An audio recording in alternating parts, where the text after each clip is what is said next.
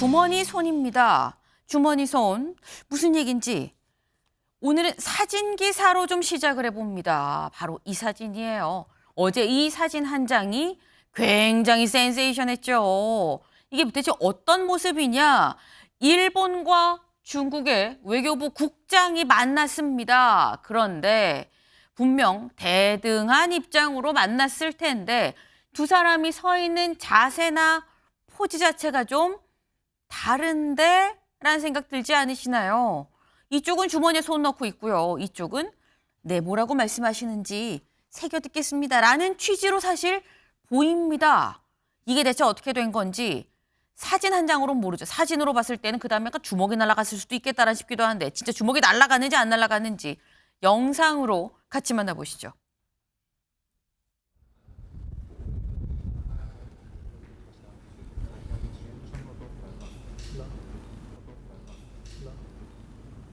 뭔가 얘기를 하고 있죠. 지금 보면 当然不难。气氛怎么样？严肃。激起中国人民的公愤和谴责，以实际行动认错纠偏，维护中日关系政治基础。 네. 지금 두 국장이 만나서 얘기를 하고 있는데 영상으로 확인을 해보니까 뭔가 여기서 통역이 막 뭘 얘기를 하고 있어요. 얘기를 하는가 이거 뭐라고 얘기하나 좀 약간 듣고 있었던 그런 상황인데 어쨌거나 결론적으로 나가는 이 중국 이 국장의 얘기는 당연히 만족스럽지 않았죠 라고 지금 얘기를 하고 있습니다. 근데 이 사진 한 장만으로 봤을 때는 뭔가 상당히 일본이 거의 굴욕적으로 얘기를 듣는 거 아닌가라는 생각이 드는데 실제로 아까 보면 중국 외교부에서도 당장 다카이치 총리의 발언 이거 철회하고 사과해라 라는 취지로 지금 얘기를 했는데 여기에 일본 외무성이 어제 또 뭐라고 얘기를 했느냐 같이 볼까요?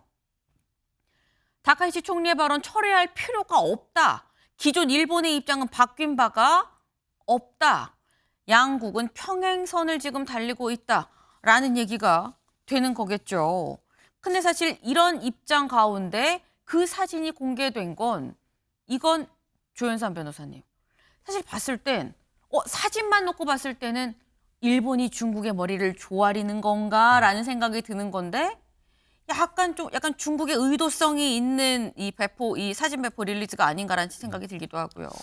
일단 두 명 모두 다 외교 전문가지 않습니까? 네. 어떠한 모습과 어떠한 영상, 사진이 어떤 영향을 미칠지 충분히 인식을 하고 있다고 봐야겠죠.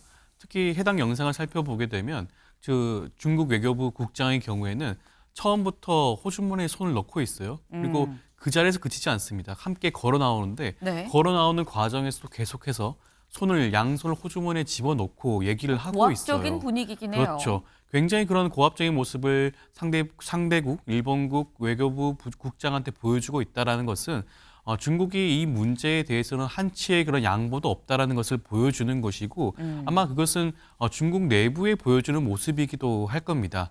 여기에 대해서 아마 일본이 어떻게 결정을 할 것인지가 좀 중요해 보이긴 하는데 아마 중국이 일본에 대해서 각종 그런 경제적인 조치라든가 무역과 관련된 조치를 취할 수가 있기 때문에 일본이 지금까지 해왔던 대로 계속해서 강경한 모습, 고집스러운 모습을 보여줄 수가 있을지 모르겠어요.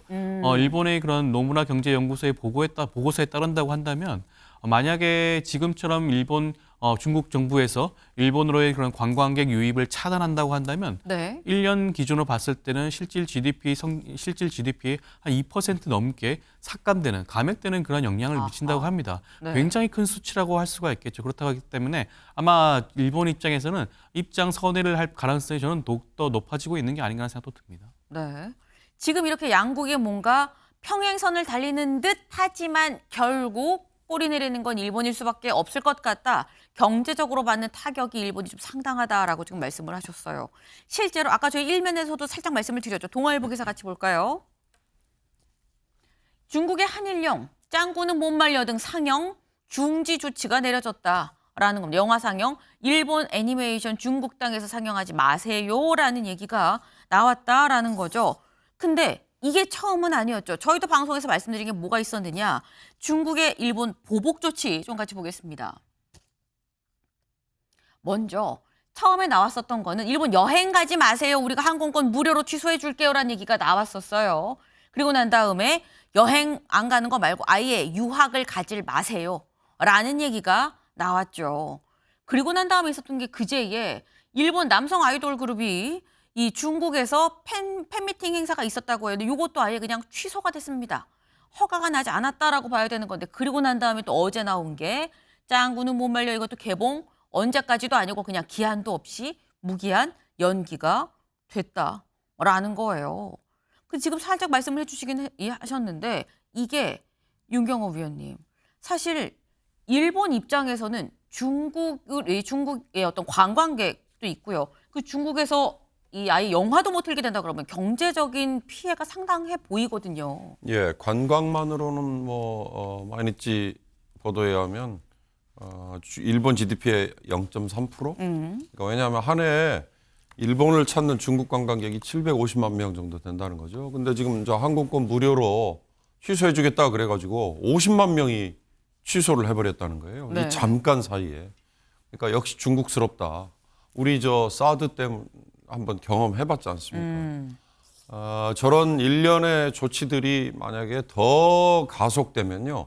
2012년에 중국과 일본이 센카쿠 열도, 일본말로 다오이다오라는 중국말로 그 섬을 둘러싼 이 일종의 영토 분쟁 때 중국이 일본산 제품 불태우고 시위대가 네. 과격한 행동하고 이런 것까지 갔거든요. 아직 그 단계까지는 가지 않았어요. 그러나 그렇게도 갈 수 있죠. 또 하나 중국이 일본에 대해서 이번에 미국과의 협상에서 썼던 전가의 보도 히토류 수출 그거 역시 중국이 일본에게 크게 영향력을 행사할 수 있는 대목이거든요. 그런 카드들도 지금 나올 수 있는 거기 때문에 네. 양국이 과연 어느 정도까지 더 싸움이 격화될까. 이번 G20 정상회의가 남아공에서 열리잖아요. 중국은 이청 총리가 갑니다. 네. 일본 총리가 이청 총리와 약식이라도 서서 잠깐이라도 이 사안에 대해서 언급을 하느냐 마느냐 이게 아마 분수령이 될 것 같습니다. 네. 결국 남아공에서 이 실마리가 생기냐 안 생기냐 여부가 가장 관건이 될 것 같다라는 건데 말씀 중에 살짝 나왔죠. 중국이 한번 보복을 한다고 하면 또 어마어마합니다. 우리나라도 이른바 사드 보복 당한 적이 있었죠. 영상으로 잠깐 보고 오실까요?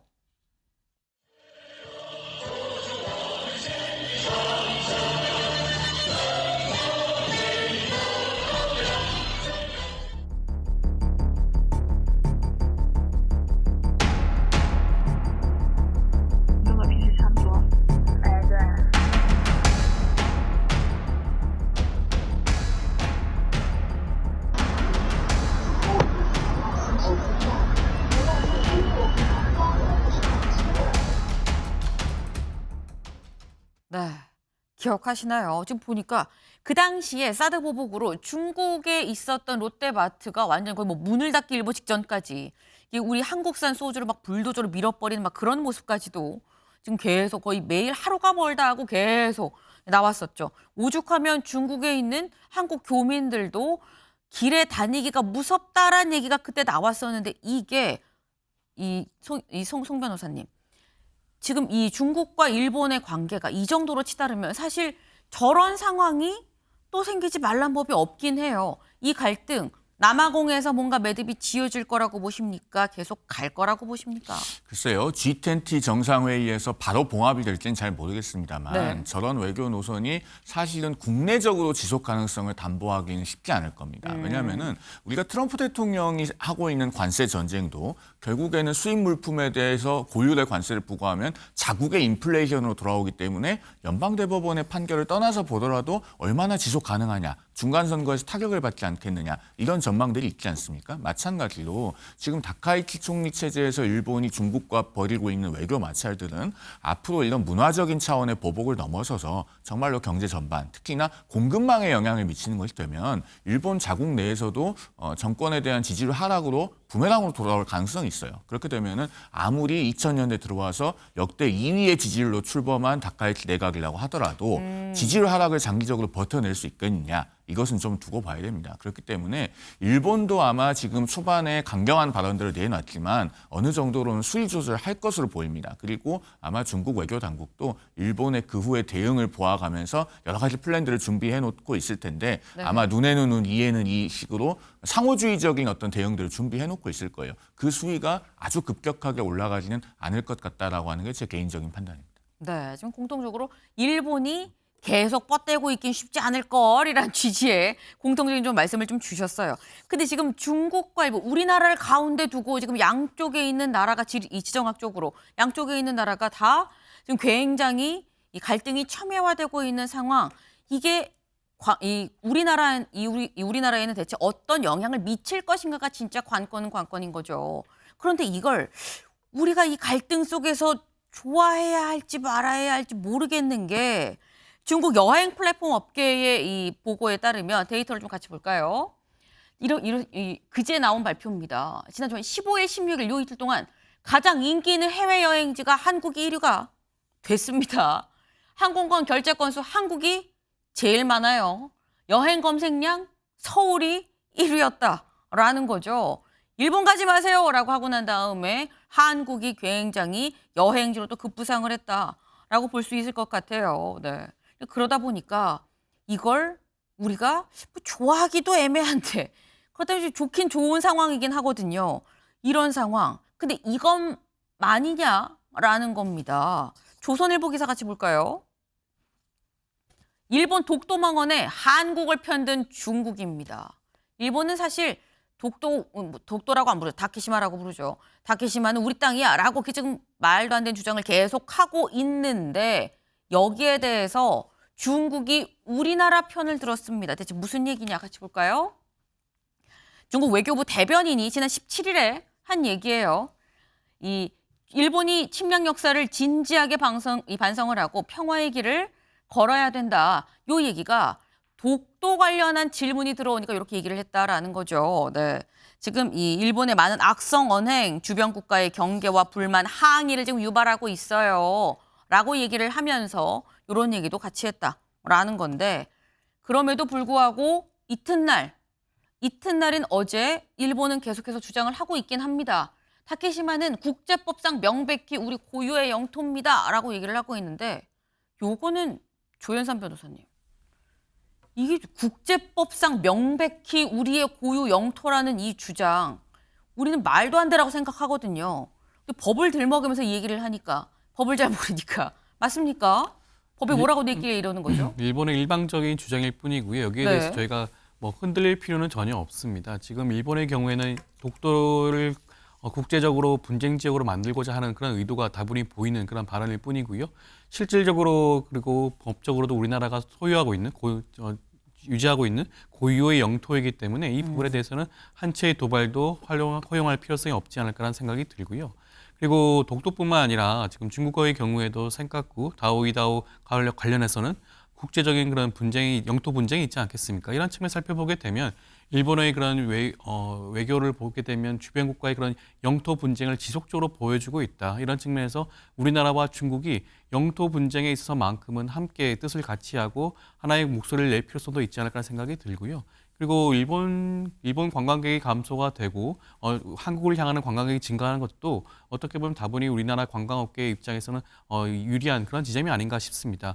한중 관계가 다소 지난 윤석열 정부 동안 소홀했던 측면이 있었는데 이번 일을 계기로 해서 다시 한번 그 관계를 더욱더 돈독하게 할 수 있는 그런 기회가 될 수도 있지 않을까 싶습니다. 네.